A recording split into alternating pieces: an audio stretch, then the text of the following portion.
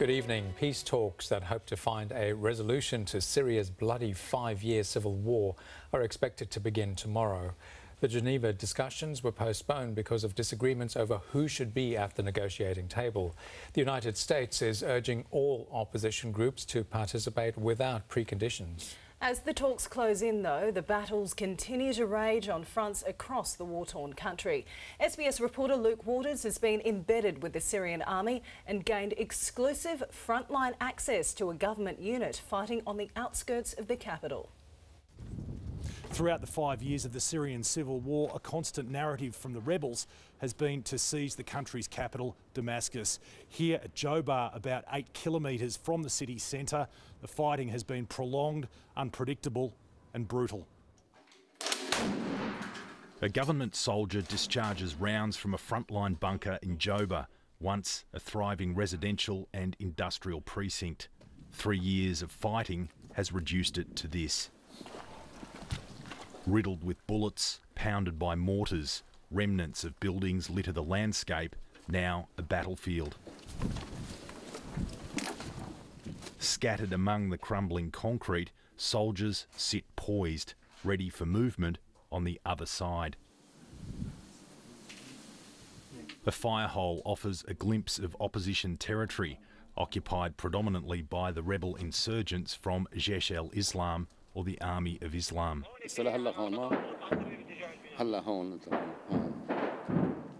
Colonel Ahmed Zaka leads the government force defending Jobar. The 50-year-old has spent just 2 days at his own home in the past 14 months. وبإذن الله تعالى بالأيام القادمة سوف تكون آمنة كامل محيط مدينة دمشق وبالتالي دحر الإرهابيين أينما وجدوا على هذه الأرض في سوريا. He's been wounded 4 times and refuses to wear any symbol of rank, saying he and his soldiers live and fight together. They're like family. أيضا المقاتلين بشكل عام هون مثل ما انتبهتوا أثناء العمل معنويات جيدة، نفسيات ممتازة، العلاقات رفاقية جدا، والأهم من هيك إيمانهم بالقضية. The colonel says his unit reflects the Syria he defends, comprising Christian, Shia and Sunni Muslim soldiers. This is literally the front line of the Syrian civil war, and we're told that the rebel groups could be between 20 and 50 metres away. But most disturbingly, the colonel has just informed me that they could also be anywhere underground. There's a nest of tunnels in this complex, and they don't know precisely their location at any given time. The tunnels are pivotal in this battlefield, and those who know them best have a tactical edge. At different times, both sides have held ascendancy in underground clashes, and they've been active lately. This soldier recounts a recent battle in which 3 opposition fighters were killed in an above-ground clash. Dozens died underground. For these men, life on the front line is tough, the possibility of death ever present, but a common goal unites them. في واحد من المقاتلين بشكل عام ما راح حدا يهناله قاعدة في بيته أو في وسط أهله إلا تعود البسمة على وجه وتم كل طفل سوري. And judging by the situation here on the ground, that could be some time yet. In Jobar, Syria, Luke Waters, SBS World News. And Luke will be reporting from Syria over the coming week. Join us tomorrow night on SBS World News, where we report exclusively from Damascus and explore how people living in the Syrian capital deal with the ever-present threat of war. For the millions of Syrians fleeing war-ravaged regions, the capital Damascus offers a relative safe haven from heavy fighting. But clashes continue on the city's outskirts and mortars regularly fall on Damascus streets. SBS reporter Luke Waters travelled to Syria under restrictions from the government and filed this report. At times in Damascus, it's easy to forget war rages nearby. The city centre, for those who can afford it, nightlife thrives. And by day, most of the city functions, all things considered, surprisingly well. Military checkpoints dot the streets and electricity cuts out several times a day. Mobile phone reception is good and shopping precincts are busy, although most locals can afford little more than necessities. For long-time traders in the old city, war has all but ended enterprise. After 40 years building his business, antiquities dealer Papa Joseph Maria was forced to sell his shop and now trades from a small stall. No, we have no business because we deal by foreign people, tourists, you see, and from 5 years, no business. Here in the old city of Damascus, you're still only a handful of kilometres away from the front line. While there's the occasional thud of mortars, on the whole, the city feels quite safe. And given what's taken place over the past 5 years, remarkably peaceful and inclusive. Sunni Muslims are the dominant sect in a country under the rule of an Alawite president. Alawites are an offshoot of Shiism, but here in Damascus, religious divisions are largely ignored. Worshippers attend mosques and churches side by side, and minorities such as Christians, Kurds and Druze mix seemingly without incident or issue.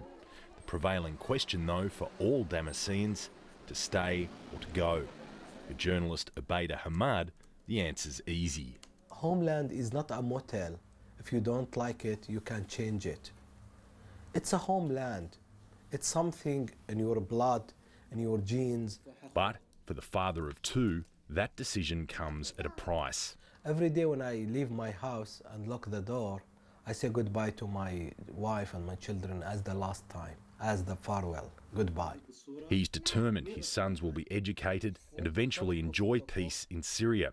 But his 7-year-old son Hamzi's drawings already speak volumes. This is a soldier. Yeah. This is a tank.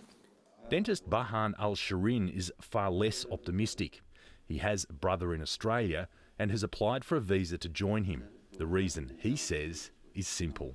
I leave Syria, go to Australia because my children no safe because bomb. For millions of Syrians, Damascus offers relative safety. About 5 million people now inhabit the city compared to around 2 million before the crisis. But rebel groups have made several attempts to take Damascus. One was here in the city's east, where Jabhat al-Nusra and the Army of Islam seized this precinct for about 3 weeks. This woman was forced from her home when insurgents arrived. When government forces reclaimed the area, the family returned to their home with no electricity, no water and no alternative. ما في حياة أبداً، معدومة الحياة، زبالة، قمامة، وسخ، قوارض، فئران، جرادين، حشرات، شيء مرعب يعني بالليل وأنت سهران. Even for those in more affluent and seemingly safer precincts of the city, the threat is ever present and real. In Damascus, Syria, Luke Waters, SBS World News. Syria's war has now claimed an estimated 250,000 lives and left 8 million people displaced across the country. And children are often the silent victims. An entire generation faces profound trauma, a lack of education and access to services.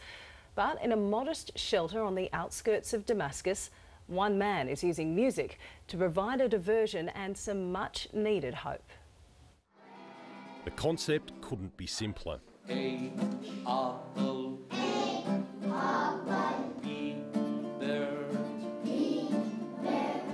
But judging by the interaction and enthusiasm, the results are remarkable.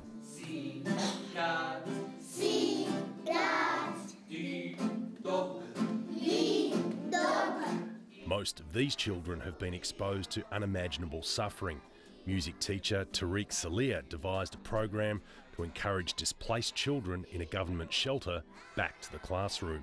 The magic of music changed everything to make it much better. After many lessons, they became changed. They laugh more, they enjoy more. This basic song introduces the 4 to 11-year-olds to English language.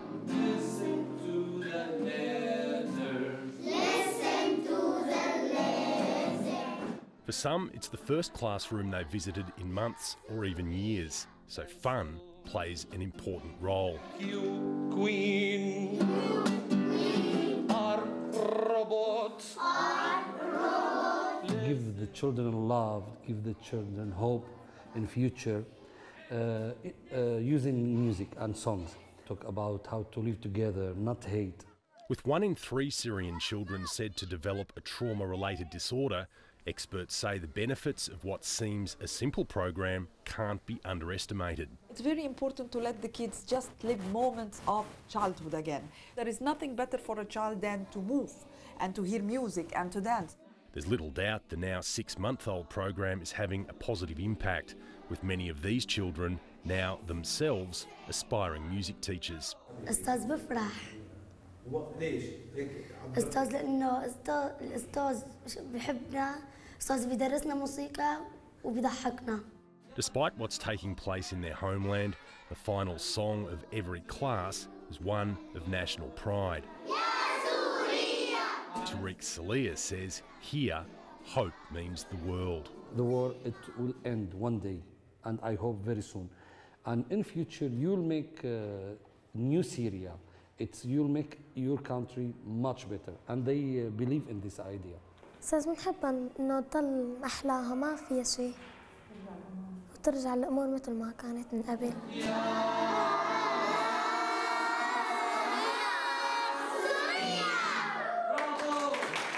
In Damascus, Syria, Luke Waters, SBS World News.